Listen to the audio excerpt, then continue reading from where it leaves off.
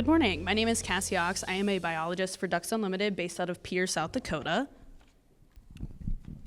I am Jesse Lisburg. I work for the U.S. Fish and Wildlife Service Partners Program stationed in Pierre. I'm John Mayrose. I'm private lands habitat biologist, game fish and parks, based out of the Fort Pierre office. And yeah, we're gonna briefly go over, how important it is working with partners, working with landowners, and bringing their projects to the finish line. So yeah, organizational backgrounds may be rooted in specific species or habitats, but focusing on the shared goal is critical to effective conservation efforts. Basically, knowing what each partner's goals are and objectives are, and how we can tie that in with the landowners. And we all agree that water quality, grassland loss, soil health, and biodiversity are keys in that. Yeah, so we all work together in this realm of wanting to do better for the grasslands, cropland, soil health, anything out there that will ultimately benefit habitat landscapes. But habitat doesn't always jive with the audience, right? So that's where we talk about just resource degradation and loss as a whole. And a prime example of that is here in Han County. So on the left-hand side is 2004 land use map, and on the right-hand side is a 2019 land use map. And you can see in these two circled areas, which are 5 miles across, over about 1,400 acres were lost in that time frame. And I see that, unfortunately, the color did not work well on that one. So yeah, about 1,200 acres on the top circle was lost over that time span, and another 3,400 acres on the bottom in those two circles. So what I would tell you is that, of course, let's just speak to the term partnership. And the partnership that the three of us up here have kind of forged in the Pierre area. What is a partnership? Partnership is, everybody bringing something to the table and offering something up, or giving something up, or assisting the other to create something that's bigger than what you can bring by yourself. When you type in the word partnership in Google, what you find is a lot of these terms. You'll start to, the query kicks back if you start reading into those returns: trust, respect, honesty, flexibility, friendship, two-way communication. All of those things, critical to the word partnership and critical to working together, regardless of what your logo might say or what your mission might be related to the organization you work for. And so that's, I guess, that's where I would want to go with that, is partnerships are bigger than the individual group. And the time right now that we're in, I think during the Private Lands Partnership Forum, I think there's been 29 different entities that have been identified as having some kind of a conservation delivery role or mechanism in South Dakota. The time is now. The time has never been better for private landowners and agencies or groups or whoever you are to work together to deliver conservation. However, this is what the landowner's view is. The landowner's looking is out there saying, which direction? How do I achieve this? Who can help me? How do I arrive at, how do I reach my goals? And so, who do they work with? Well, they can work with many people. I guess for us in the Pierre area, as an example, we oftentimes will work together. We'll deliver something together. We'll go to the landowner together. But this slide here just shows the fact that landowners have so many options in the world of assistance. And this is probably what their conservation journey looks like. It's probably really, it can be really, a maze of how I got there, right?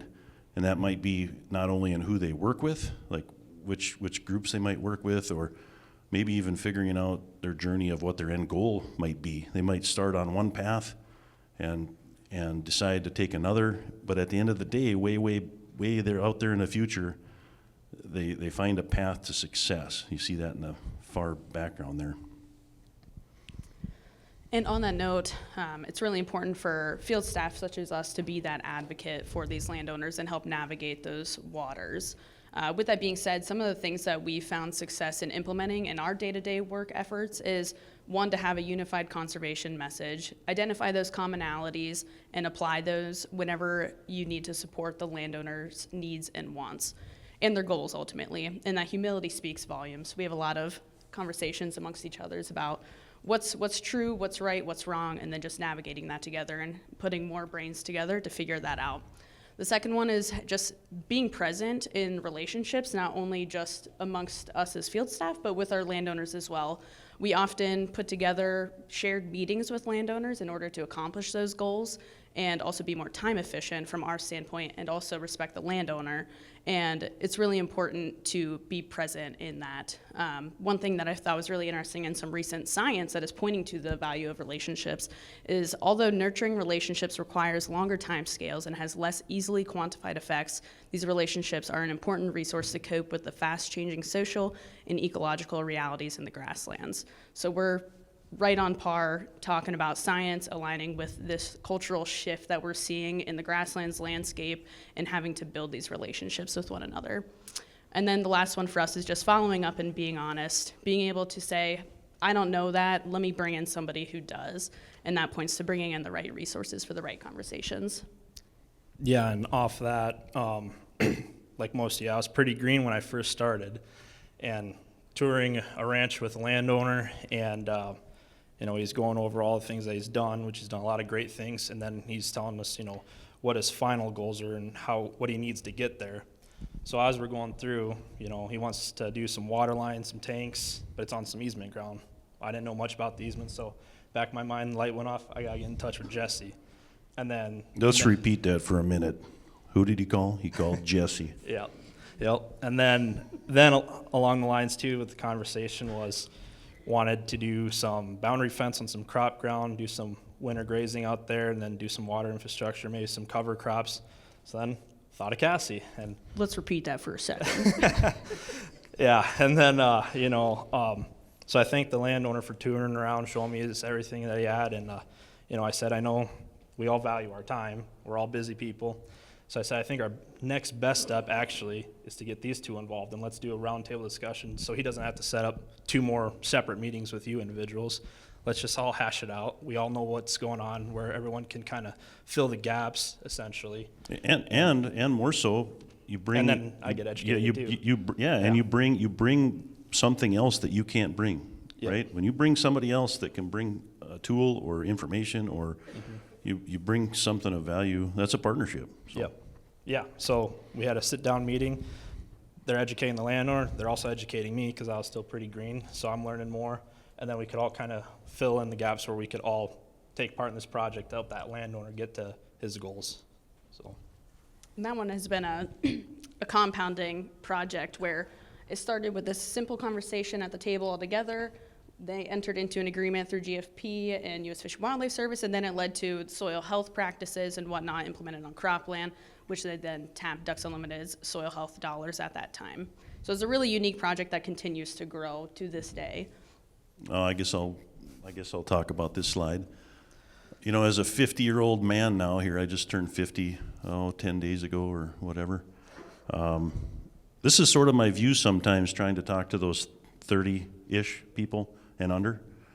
I don't know how many of you even have watched Little House on the Prairie, but this is what it sometimes is like. And these two are a complete example of that. Thanks, Jesse.